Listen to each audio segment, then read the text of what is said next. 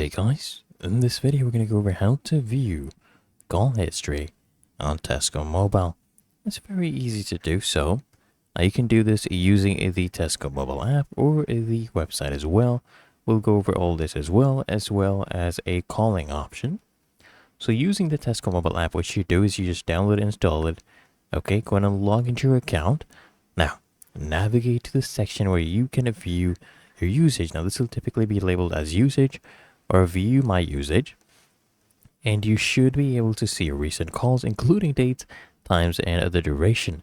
And if you use the website, what you do is you go to the My Tesco Mobile website, log into your account using your registered email or phone number and password. Then you need to look for options such as view my bills and payments or view this month's usage. And you can actually find your call history within these sections, which will often be displayed in a PDF format. Another option, guys, this is the last one.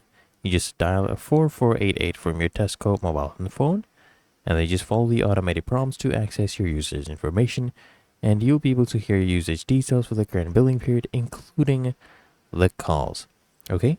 And it's really that easy and simple, so if you found this guide helpful, make sure you smash that like button and subscribe to frequently asked questions.